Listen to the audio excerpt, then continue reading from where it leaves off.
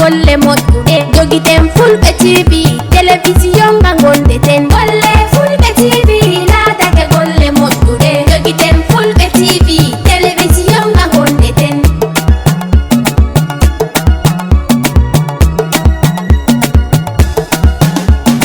sayamin fulɓe TV wari kam ɓamta wolde men fulɓe TV wari to men fulɓe TV tikkama ngam hanga hawta hoore men fulɓe TV wari to men fulɓe TV ɗandari ko nde welna ɓerɗe men fulɓe TV wari to men golle fulɓe TV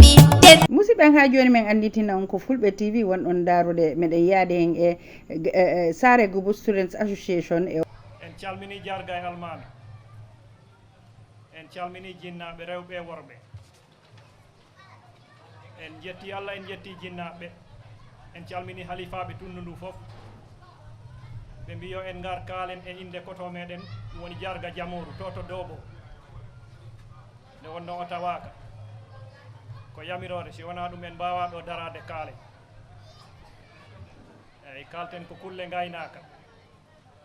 en ñaaguima yaafuye aynakoɓe mawɓe ɓe jiieten ɗoɓe ni mbami e gaynako mawɗo no Almudo Tidiani e wayi e Ceerno Tidiani ni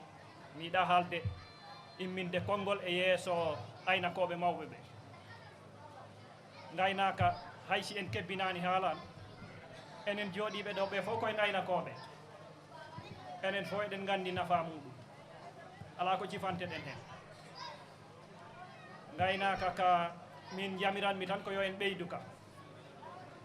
eyi ono ɓeydirten ka gusten taara hoɗa o eyyi laaren ho en gaynat e tundu men e gaynen e leydi men gayna kolce 10 tawa ko baɗɗe walor ɓuura doole joguiɗo temedere nagge weeɓani change noon kono laaren ho en cancan gaynaka gila ɗo gertogal ɗo ha yetti Ngeelo Baba si tawi en gusti egga hoɗa o en mbawi aynuɗo leydi meɗen ɗo e saare meɗen ɗo an ɓurata wonde nafa meɗen ɗon en kaɓetake en conkittake caggal ɗum sunnoɓe ladde ɓe en calminiɓe eyyi ladde nde eɗen poti rende nde enen foof remoɓe ɓe e aynaɓe si ladde nde suumiyan ko ɗum caɗele meɗen enen foof saabu hendu wulndu immoto to ndu immi fof ndu ara tawa en ha to nder cuuɗi men si tawi ladde nde suumiyan ta en kalani haala huuɗo ko ko huuɓata ko walla ndiyam ɗam ko mankata ko caggal ɗum haajo ko yettude tan aynakoɓe ɓe salminde ɓe si kafuji ɗi beeli tan ko kayen ko wona ɗum ko wona ɗum ko affaire gaynaka ka no kewɗen haalirde ni tan laaren ho en cañsat ka eyyi cañsen kalali cañsen ñamde nde e yarde nde foof nagge koko ɓattinante ko ñamete weeɓani noon kono koko ɓattinante ko ñamete kala ko ɓattinanɗa ɗum a heɓat he muɗum ko ɓuuri ɗum tawa a tampani ta a ñolani ha ɓurtane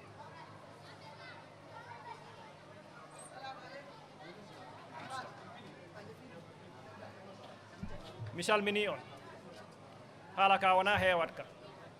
eyyi tawde ñallal ngal juuti kono yimɓe ɓe haaloɓe ɓe keewi si tawi woni en laartidima enen fof jibinaɓe tunduɓe he hotɓe tundu heeɓe si ay neɗɗo irema guesel tosokel heɓa ha heewa ɗum ko gaynaka ka waɗi ɗum si wona ɗuman koye julle goni ndemata kono si ayi eɗen ndema e guese meɗen gila mamiraɓe ko nayɗi en ɗum noon tinnoɗen e gaynaka he bakkiloɗen e gaynaka he ɓeyden gaynaka ka eyyi laaren ho en cancan gaynaka ka en jii baali garɗi goɗɗi jawdi mbaalu wotiri yeeye guluje temedere dalasi tawa wona aɗa sarkoyi wona aɗa waɗi no walankoɓe ɓe ni ɗum noon en laarat ho en mbawat wadde wano kan gaynaka façon si a heeɓi en baali jowi jeego ɗum tawat fayda aɗa wawi ɓurde mo temedere mbaalu ɗin baali ngari Gambia ɗo ɗi ngari Sénégal ɗo nayi wano ɗin go ɗi ngoodi ɗum fof eɗen mbawi lartude ɗum ngaari wotiri eɗen jiya yeeye million ji 2 CFA ha million ji 3 ɗi ɓuuri wonde ko Sénégal kono Gambia ɗo si en paggima ɗen ɗi guura ɗo ɗi cella ɗo ɗi gona ɗo ɓiɗa nagge wote keɓa litre uji 10 ha 10 e hunde ɗum noon laaren ho en mbawat wadde wano kan gaynaka tawa en tampani ko ɓurti en yolani ko ɓurti en kaɓaka ko ɓurti mi salmini gaynaka ko hawriti ɗo ko fof mi salmini tundu ndu fof on ñagama yafuya on calminama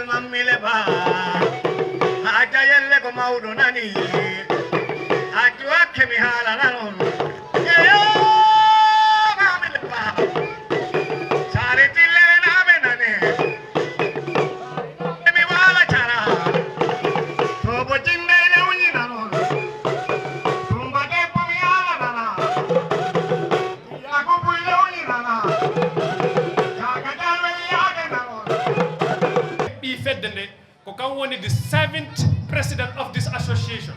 with his 7th executive. Do Tijan won the president, other association, Oboyi won the palasuji kewdi, won the president. One in a vice president, they do fedde, do wade the president. Kadi one in a secretary general, they do fedde. Kadi Tijan also serves as what Federation of African Law Student Association. What the fellas? Association Mangandiranta, kon are the lawyer ji sukabe Africa. Wani president moen, wani hepala suji keudi. Over the years, Tijan have been led by many capable leaders, and Tijan stand out because of his wide leadership experience he has gained. He is known as a dedicated, inclusive and forward-thinking leader. With his experience and commitment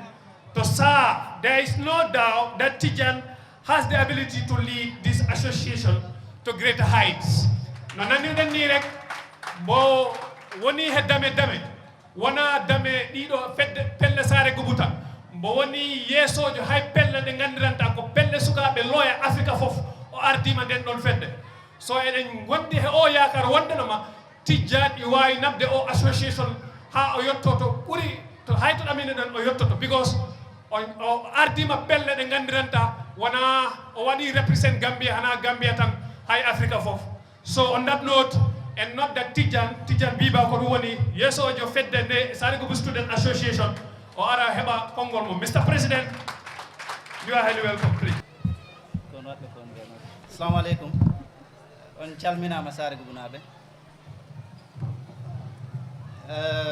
En calminat jarga meɗen Alaji Demba, en calminat almami kañum e lomtiɓe muɗum, en calminat jarga Sar Sillere imamuji mumen fof. E darade ɗo e dow inde SGS ɗo woni Saregubu Student Association. Miɗo ɗum farnore sabu wona ɗo puɗɗornode mi wonano executive member. Hitande fedde nde fuɗɗete wona ɗo waɗano kono mbiɗo teskiti taw mi ala he executive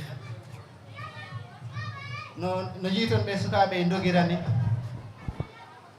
ta ko noon dogiranmi e fedde sabu elleta ko pamɗumi ko nde ɗum fuɗɗete joni noon ɗum arde ha yetto duuɓi 12 ɗum ko yettere Allah no feewi ɗum noon ala ko waɗi ɗum wona minen tan wona fedde nde tan saabi ɗum ko miɗen jogui jingganoɓe min guiɗo jinnaɓe neniraɓe amen e kotiraɓeje amen mi wi kotiraɓe han noon miɗo haala ɗanniyankoɓe e aynakoɓe e jomaɓe guese en eyyi minen jetti Allah miɗen jetti kala baɗɗo hunde muɗum guito doole ha to kalis tawede nde taw wadde kalis muɗum he o programme ɗo yimɓeɓe mbawa wadde programme o mbo yarana mbo foti yarude ni eyyi ɗo mi fuɗɗade haalam mi salminat pelle gonɗe ɗo ɗum woni Fulɓe Africa Sandwich Development Network e media Besel TV ɗum he caméraman Mr Fati mi salminat Moussa Mahanera woni ko Diabognajo gi o programme fandi min gollodiri no feewi gi to badgol print t-shirt ji badgol print certificate ji ha gueɗeje kewɗe e siɗon yawti han nde fedde sosa ko duuɓi 12 jawtude sosirano ko wallidde jangde walla ɓamtare saare gum joni noon guinde sosa han nde heɓiranno ballal ko versiji janggoɓe school woɓɓe ɓe ta puɗɗaki golloɓe ne e versiji mumen kono ɗum tan wawa namde fedde ko Allah he jogaɗe yimɓe waɓe no ɓe neniraɓe amen ni min jetti Allah min jetti on guili programme o fandi guimbo sosa ko peeje dow peeje ko ɗum woni ko ɓe mbaɗi ha o programme yettima han ɗum o yettiɗo en siɗon yawti han en calminat kotiraɓeje men ɗum woni Sargo diaspora Alaji Yaya kame miñiraɓe muɗum eɓe wonde toon diaspora on calminama gui fedde nde cosan gui programme o taƴana ñalade mbiya ɗon noon on mbaɗi hen tinnare moɗon no feewi on bersi ko poɗɗon wadde gui wona hikka tan fuɗɗi hitande fo oɗon ɓooyi wersude eyyi siɗon yawti han mi haalat haala ɗum woni membership association o jangde nde janggoɓe gui college ha university ko yimɓe jeelo walla heɓɓe BSc ɗum woni degree ji ha heɓɓe masters ha heɓɓe PhD kono ɗo e ɗum mi haalana kala ko wawi ɗo wonde ko teddugal moɗon Basirou Elba woni pa gollirde mumen nde hikka place muɗum o mbo ɓeydama ɗum woni he is the one overseeing the legal department of the Natural Human Rights Commission ɗum noon ko yettere Allah no feewi siɗon yawti han sengo jangde hikka no hikkani en janggoɓe to the University of the Gambia ɓe ɓeydi ɓe keewi no nomba o heewri ni janggoɓe university ɓe keewri ni guili fedde nde sosa no hikkani ɗum meeɗa noon heewirde eɗen jeeya ha yimɓe 10 ɓe fof o waktu ko university ɓe janggata gui fedde nde sosaren peera hebde nomba keewɗon yimɓe heewɓe ni janggoɓe university woɓɓe ɓe ko bawloji mbatta woɓɓe ɓe ko development studies woɓɓe ɓe ko computer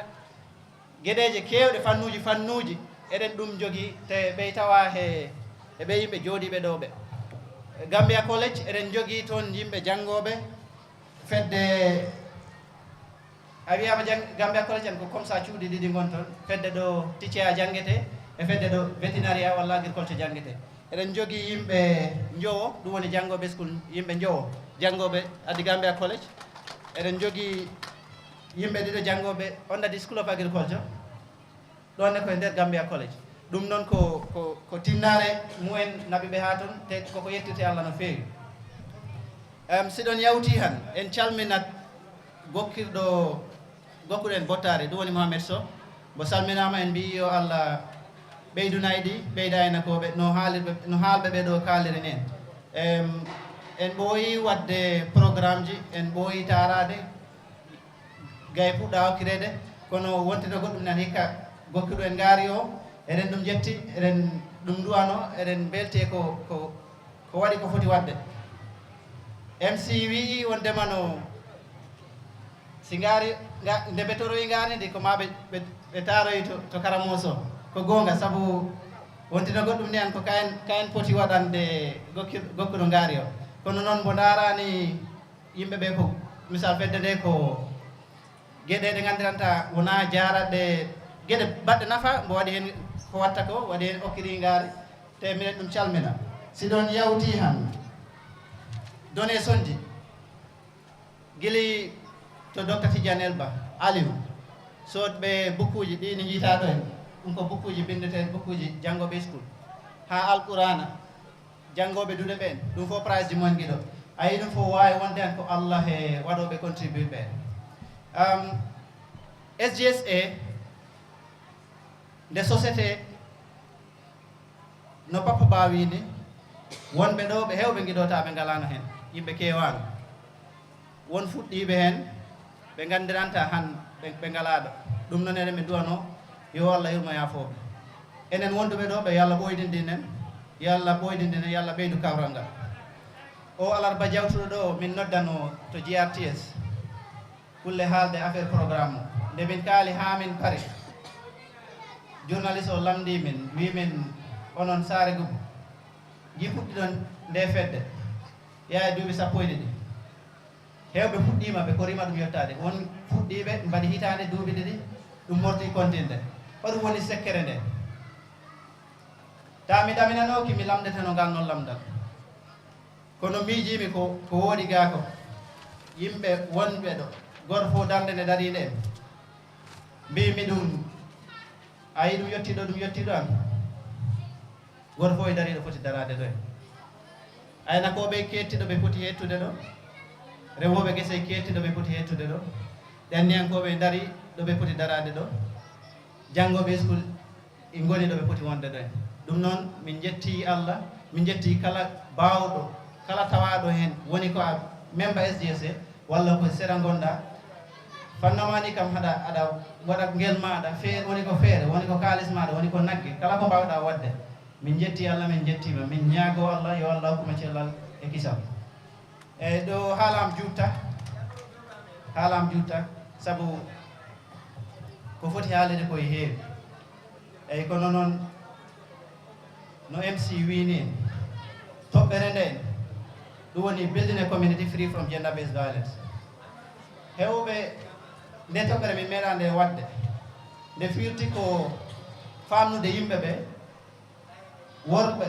e rewɓe no gondirta no goddirta goto fof ta haqqe muɗum e mbowka min mbiyani misal han siwo meeting saki en walla kaalowo Mr Ibrahima Kinte ɗum woni NHRC officer kam wata o basi